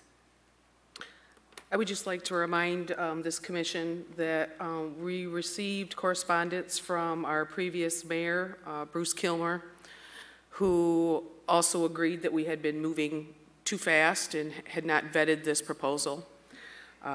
During the last meeting, we had 3 motions to postpone and was not received by a majority vote. Other commissioners felt that they had to have a vote that evening, no matter what other commissioners wanted to have more information or have a little time to examine the proposal that we had that evening. The motion that we received in our packet on the 26th was not the motion we passed on the 26th. It was a brand new motion. I want the commissioners to reflect on how much time we've used now out of the last 3 commission meetings because this proposal wasn't vetted properly so that all of us could have felt comfortable for a work session, knowing exactly where this committee was coming from, their agendas or their outcome that they wanted to see. And I also said at the last commission meeting about our open door policy, that not only are we all community members, and I know if we would have had a phone call from anyone asking us to look into the complaints or that they wanted more clarity or transparency, we would direct them in the right direction, or we would ask our city manager to start providing us that information. And of course, I would have directed it to Director Laria because I have utmost confidence in him and his law enforcement officers. But that wasn't what was done not only on the 12th, but the 26th. The 12th it came in under receipts and communications. It moved to an agenda item. I wasn't ready for that. And on the 26th, I still wasn't comfortable with it, but it seemed not to matter to a majority of at least 4. But I think we have it due to our community members and the other city commissioners here to take a step back. This does not say that we won't consider a Citizens Advisory Board in the future. It's saying that we are going to take some steps internally to make sure if there are complaints that come in from community members that they're heard, and there will be resolutions and some communication to us so that we are aware of that. For 4 years, only having 7 complaints and the amount of numbers of citations and interactions that they had with the community, I would say that those numbers speak for themselves. We have an outstanding law enforcement agency. And I think we should all reflect on what has happened the past month and a half and find a way to rescind or repeal this as of right now, to relook at the issues, bring the diversity group, bring the Human Rights Committee together, and also the City CMU Liaison Committee together, along with our director, and examine this to see if there is a problem, because there's no reason to make a solution if there isn't a problem. And that was mentioned, that was said before by Commissioner Kulik. So please reflect on what we have created, us as city commissioners, the past 3 meetings now. What we have created because we didn't take the time like we have been told we're supposed to. And that's what all I'm wanting to get back to, is take the time, make sure we have tried every avenue, which I repeat, there is not a problem with our law enforcement when you only have 7 complaints in the past 4 years. So this might serve the group that was here 2 weeks ago and 4 weeks ago, whatever their agendas and purposes, but that's not what us city commissioners are supposed to be doing. We are supposed to be representing the people, and we are supposed to be giving the confidence to our community members that our law enforcement agencies have protected us. They are outstanding people. They are transparent, and there are ways and avenues, if there is a problem, that we should be the first to know about that. So please reconsider this motion that we did 2 weeks ago and do the right thing. Thank you. Other comments or questions? Commissioner Lalonde. I've thought about this continuously for the past 2 weeks, and one of my conclusions is that this process went way too fast. I think we would have been served to receive it in the minute, or we could have received it, and then we should have been able to talk about it for several months before we voted on it. So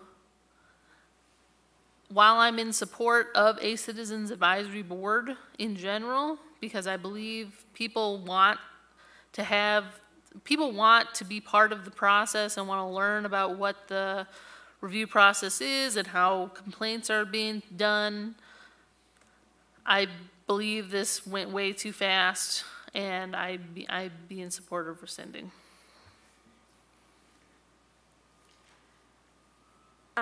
I would wonder if, I guess it would be a amendment to the motion that, but it could potentially be a friendly amendment. You recommended, Commissioner Kulik, that the Commissioner Lauria and the different groups make a recommendation to this board in the next year. And you commented that part of that could be the creation of a Citizens Advisory Board. I'm wondering if there would be support to have that it is kind of a directive to look at how this board could be set up, talk to the attorneys, have more discussion about this advisory board, because I do feel that there is validity in having an outside entity say that we are a good operation, we have a good operation, we have good policies in place. But like I said last time, the vote that we took was, in my mind, a no-win situation. Of the 3 years I've been here, it is one of very few votes that we made that I knew no matter how I voted on it, I was making a bad decision. And that I was going to, there was no way that I could vote on it and feel good at the end of the day with how it went. And so if I could make an amendment, propose an amendment to have that recommendation also be a recommendation of how to establish a Citizens Advisory Board with all of the pieces from the attorney and the different committees, as well as the law enforcement and staff. Is it a second? That's a second to your motion, yeah. Commissioner Kulik. I think by doing that, we're prejudging what the outcome of the meetings that our director is going to have with these groups. They may, hopefully, at the end of a year say, Paul has explained the complaint process. It's transparent. We know how it works. We recommend a little tweaking on the city's webpage to explain how to do that, perhaps, or something else. I don't know what they're going to do.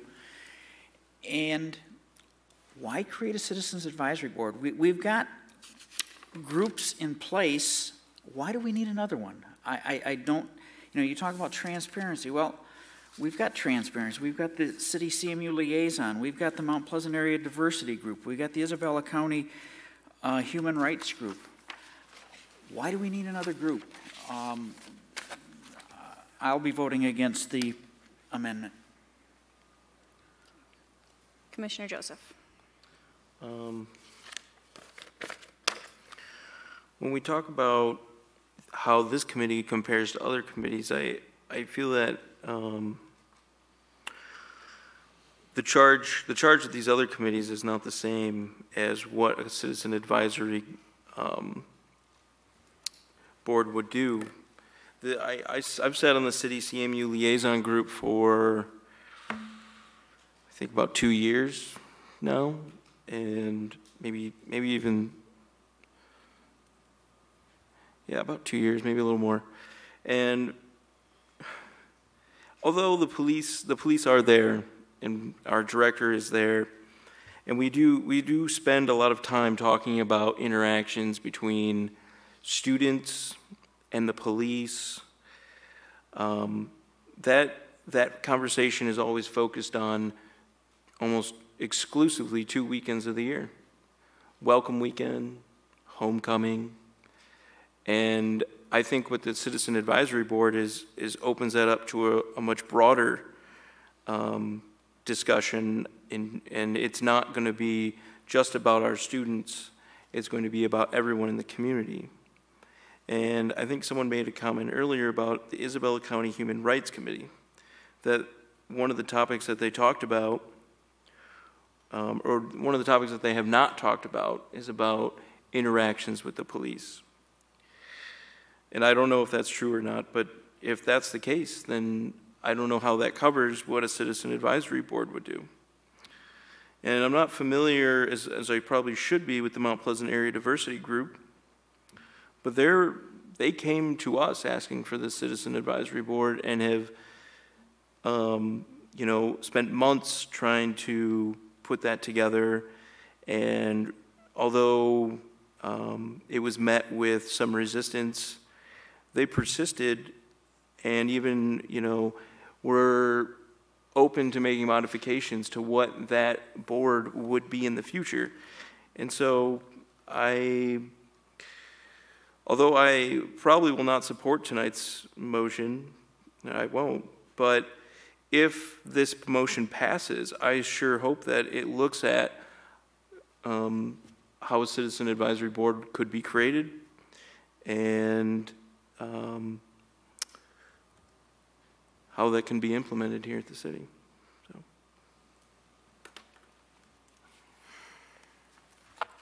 Commissioner Ling. So we're discussing your amendment to the motion that's on the floor, and I want to make it clear that I'm going to support that if something's going to pass, then you know, I'm sort of looking at heads and having a sense of what might happen. I'd rather have that in there than not in there. So I will vote for a motion that says we're going to look at how a citizen advisory board would function as part of the review. That doesn't mean in the end I'm going to vote for the motion to rescind, but if it's going to pass, I'd rather have that in there. So I am going to support the motion to include a look at how a citizens advisory board would look. Commissioner Gillis, I believe you had your hand up. Oh, thank you. I'm currently on the city's CMU liaison board. We talk a lot more about things that are happening on campus than the 2 weekends. So we have very dynamic discussions about some things that we're trying to get for the students and our community. So just wanted to make that clarification that we're having a lot more discussions on that board than just the 2 weekends. I also want to address the characterization that this board is outside eyes to look at these complaints. Well, it's kind of hard to have outside eyes when 2 of the 3 people that are going to be on the board, one is going to be appointed or nominated from the diversity group, and the other one's going to not be nominated for the Human Rights Committee.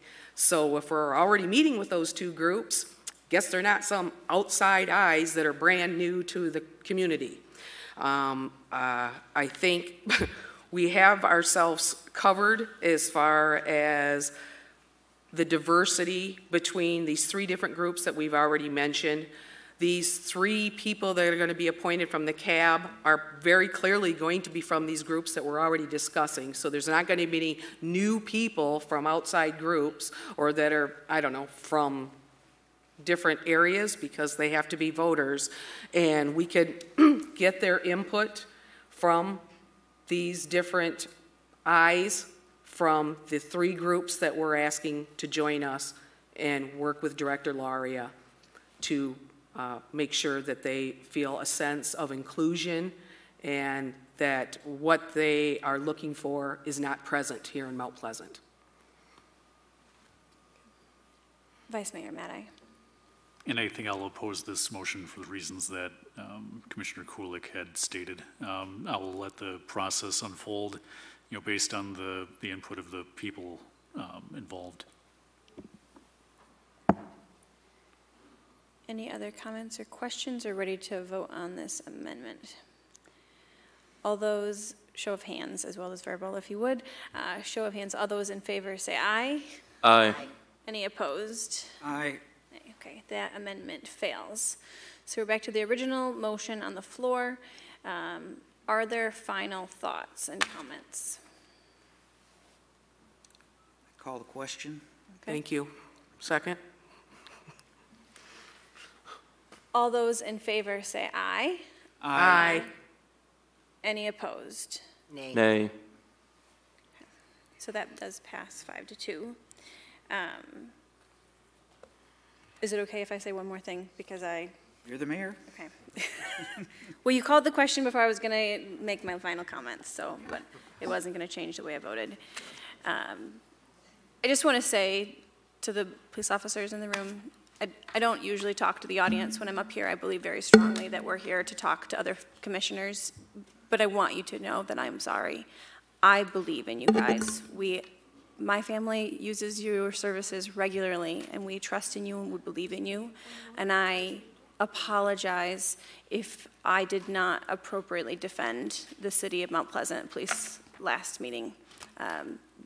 I knew that the comments that were being said are comments that were not likely to come from my police department, that people come to this community with preconceived notions of what police officers do and say and who they are, and that is not the police officers that I know here. So I apologize to you and to the city staff members. As I said last time, I've spent 3 years trying to get a group of people here that can believe in the city, a group of people who can come together, a group of people who can support each other and support what the city can become and what we are.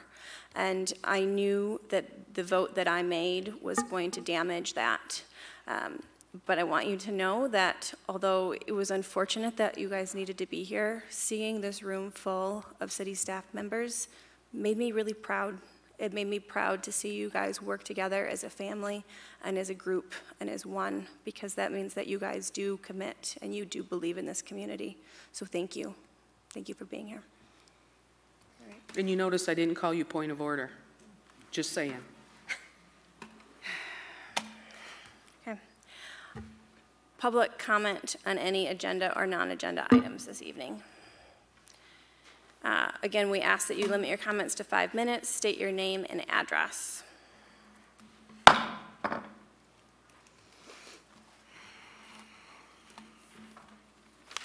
evening, Commissioners. Petro Tolis, 306 East Broadway Street, Mount Pleasant. Our next city commissioner. Soon to be. I was really embarrassed here tonight.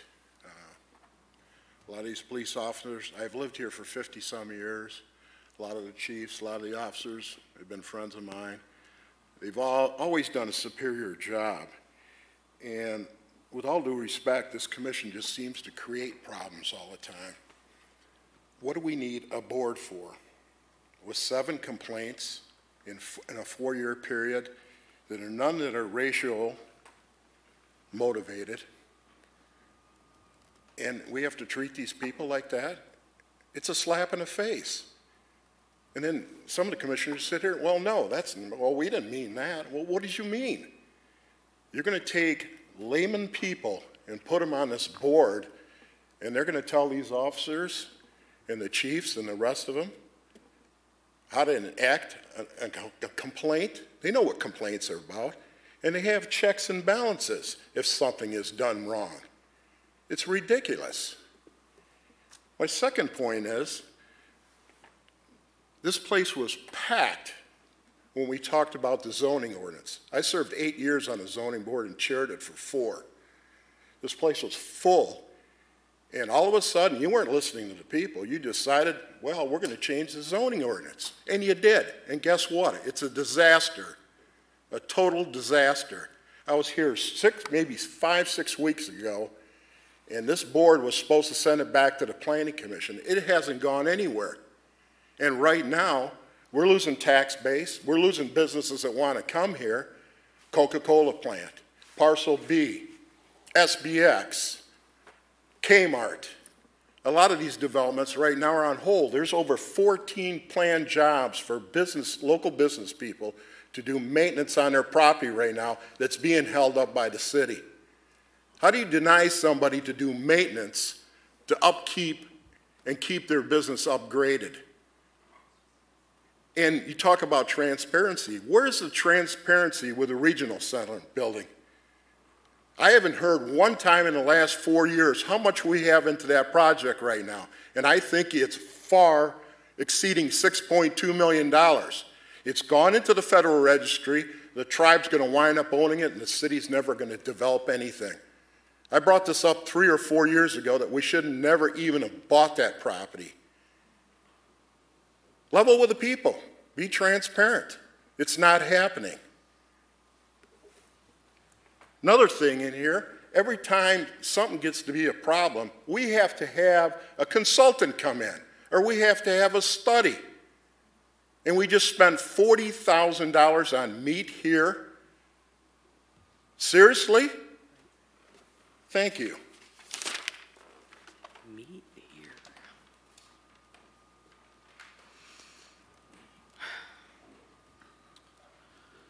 I'm Paul Loria. I live at 2720 Bill Braille Lane here in Mount Pleasant. I'm also your Director of Public Safety. I've been quiet for the last couple weeks.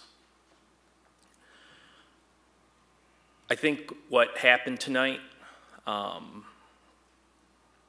was the right thing to do, and I applaud you for doing it. But I have to say that in the same regard, for there to be a directive that we consider a citizens advisory board that has to be spelled out, I will make that pledge to you. I don't know, I am open-minded, I am fair, I hold people accountable. I am pledging to this community that no acts of discrimination, police abuse will be tolerated. I'm pledging that to everybody, including this board. Come and see me. I understand the fears. I get it. I don't know what everybody's life experiences is. I get the fears. We will work on that. We will continue to work on that. I do not need a directive to do that. I'm pledging that to you now. Thank you.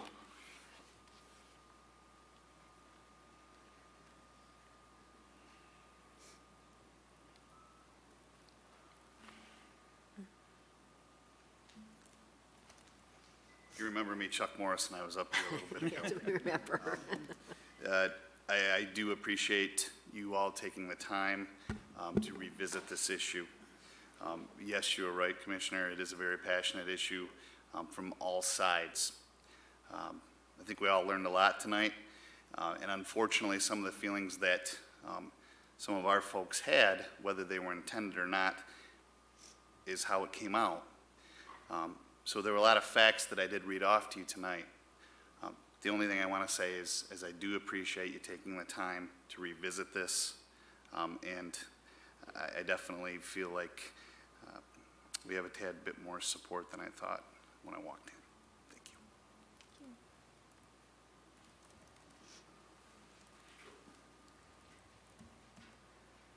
you. Any other public comment this evening? All right. I'll close that part of our meeting and ask if there are any announcements on city-related issues. Commissioner Kulik. I'd like to remind folks that winter time's here and there is no parking permitted on city streets between 3 a.m. and 6 a.m. Is that right, John? Paul? Somebody? 2 to 5. 2 to 5. 2 to 5. City streets. Downtown, except downtown. Downtown is 4 to 6. Yeah, thanks. And I'd like to personally thank the mayor and the vice mayor. This is their last meeting. This has been a difficult year for the commission. Thanks for keeping us on track. No thank you for the number of work sessions, but I'll live with it, I guess. And thank you for your leadership. Thank you. Thank you.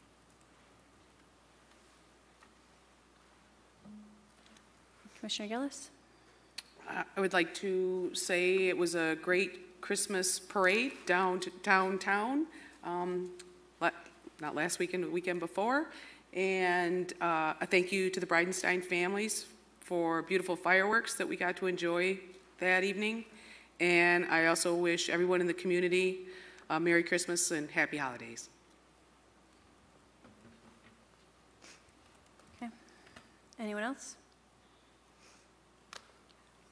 Commissioner Joseph? Yeah, I got one thing. So this past week, the city commission and employees got together at DPS and we had lunch together.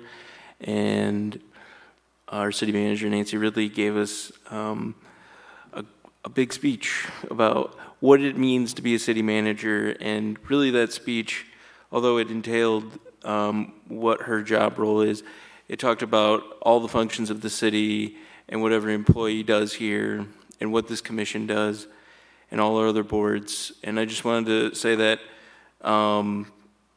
although we probably have some disagreements here at the city of Mount Pleasant occasionally, we are one big family in a sense. And every year we get together at DPS and the fire guys cook us a great turkey dinner. And I just want everybody to know that going forward, that although we may disagree on things, that we are all in it together, and everybody's success here is shared. And just want to wish everybody happy holidays, and yeah, that's it.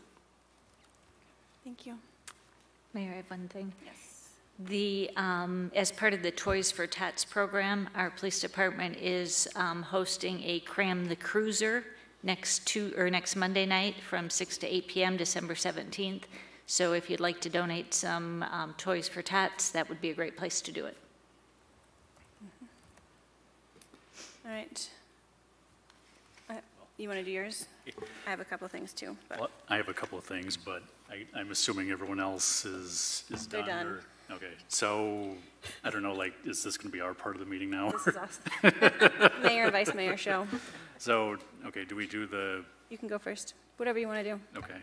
Well, I mean, I guess with there's the custom, for the outgoing commissioners that, there's the exchange of, a token gift. And so I just wanted to, get this started with my part. And then, I had something that was going to be directed toward Allison. And then I had some acknowledgments I wanted to make in a moment. So first, I wanted to acknowledge that, I do recognize the optics of this. I mean, it's going to look like these two individuals at the side of the board are going to be exchanging their token gift. And I think most people recognize or would recognize that it's not that common that the mayor and the vice mayor, are in the same class of commissioners, and then, at the same time that they both happen to leave at the same time.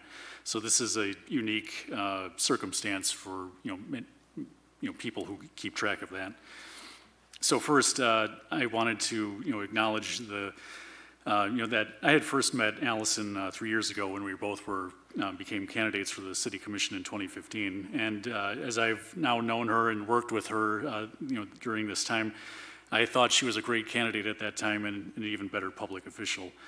She worked, her way up to be mayor, working through opportunities over the years with our city's boards and commissions, and and she also, through that time, overcame some instances of adversity. So with her business, her family, and her connections with the community, I'd say, few were as ready as she was for public office. She was always a goal-oriented individual, something that I could see eye to eye with, and the achievements that the city has made reflect that commitment she has to expect more and better things for our residents. She sees, as many here do, the great potential for our city and the people of our community. And some of the efforts that she's worked toward will continue on long after she has gone from office. So with that, I want to thank her for the work that she's achieved and for her service to the community. So thank you. Thank you. Do you have other comments that you want to give this evening, or do you want, we can? Okay. I don't actually know what the gifts are this year. Addie changed the traditional gift, and so it's a top secret gift, but we can open them later together. Okay. And then the other parting comment I had was I wanted to thank the voters for the opportunity to serve the people of this community back in 2015. For those of you who know me, I have a great deal of fascination with the operations of government. like I've, been very active in law and government and very interested in the way how things are worked toward and achieved. And so I felt that public service in some form was always a calling for me, and I greatly appreciate the opportunity to serve this community and to help move it forward.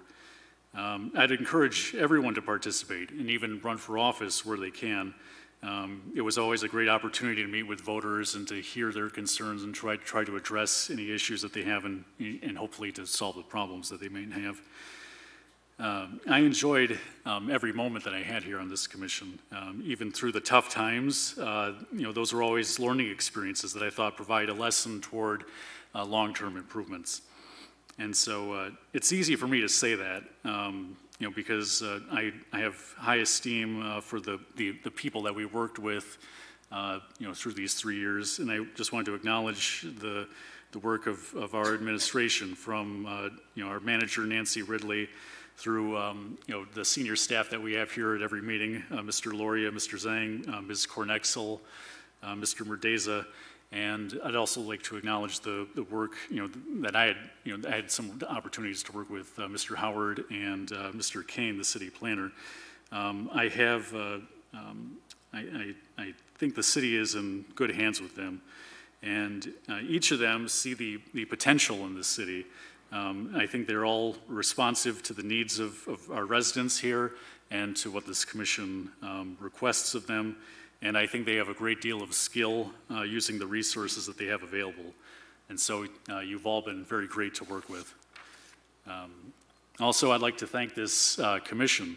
Also noting, working with former Commissioner Verlegger and ex-Mayor Holton. Each of you stood for what you believe in. And when we came together sooner or later, when it was time to make decisions, and I learned some things from each of you about being public servants. And I want to thank you for the chance to work together and for the chance to be vice mayor. And I'd also like to thank the members of our community. You all together with our city's administration, I think, see the potential for our city. I've been involved in some form with 6 city commission elections. And it is heartening to know and to hear through debates or community discussions that they've been largely forward-looking, about what we could be doing or what we could be achieving, rather than finger-pointing or placing blame on old decisions. And so I greatly appreciate the people that we have here in this community and the directions that they'll take us. And finally, I'd like to congratulate the commissioners-elect, Perschbacher and Tolis. I hope you enjoy your time on the commission, as I have. And here, I'd like to borrow from the sentiment of former President George H.W. Bush when he left office. And so I'd say that the city is in your hands now, and so your success is our success. So good luck to each of you, and thank you. Thank you, Nick.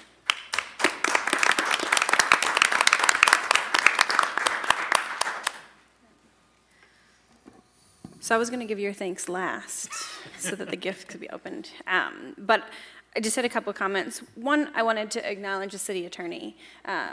Jessica, I know that this is your last meeting with us, and Dickinson Wright has been the city attorney for the city of Mount Pleasant for quite some time.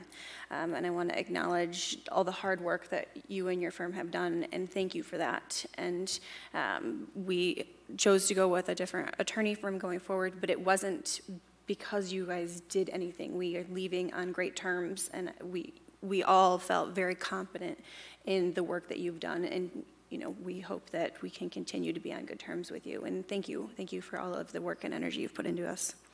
The city's staff, again, I have worked really hard to get city staff members to feel supported, and so I want to thank you. I want to thank you for accepting the fact that commissioners do make mistakes. Just like I want to encourage the commissioners to continue to accept the city staff when mistakes happen, because we cannot succeed, we cannot grow, we cannot be better unless we accept that failure is going to happen once in a while. If we don't accept failure, we will just continue to be stagnant, and we won't get any better, and we won't grow as a community. So I want that to be a two-way street, and I want you to feel supported. And if you didn't feel supported in the last couple of weeks, I apologize. Hopefully the time before that, the feelings of support that you got before that, and the feeling of support you will get in the future will make up for this difficult time. City Manager, you know, I commented briefly, but I am very proud of you. And as Commissioner Joseph said, when you spoke at the meeting, at the luncheon on Friday, I teared up because I was so proud of where you have come as a leader. And I really think that you're doing an amazing job. And to the City Commission, including commissioners, ex-commissioners, ex-mayor Jim Holtland and previous Commissioner Mike Verliger. It was a pleasure to work with each of you. To steal, you know, Nick's words, I learned something from each of you, and each of you have very strong convictions, and that is exactly what is expected as a city commission. There, in no reason, should everybody that's up here agree on every item.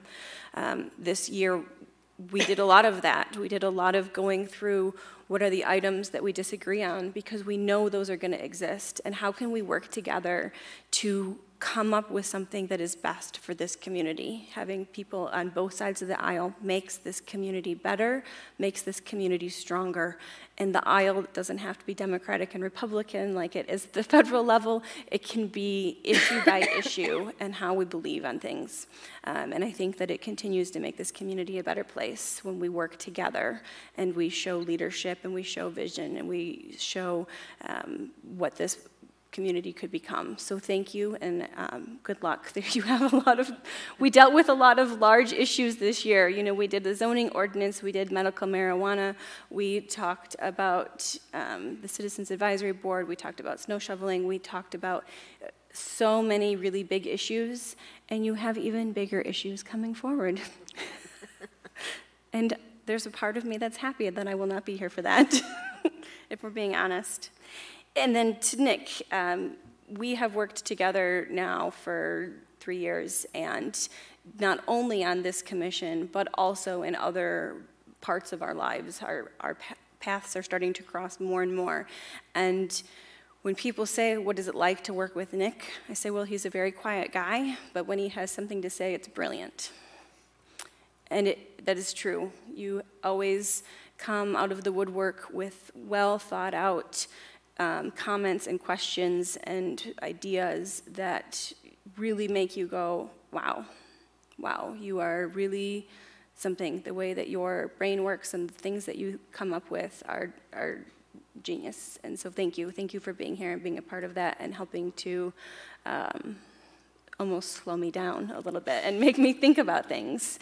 One of the staff members here told me once that things that are easy to make happen are easy to undo. The things that take lots of time and energy and thought are the things that have a lasting impact and will continue to go. And so I needed that in a time of pushing things forward, and we were able to slow things down and make some great improvements here. So government is slow, but it is also effective, and I appreciate that. So thank you all for your time, and thank you, Nick. Thank you.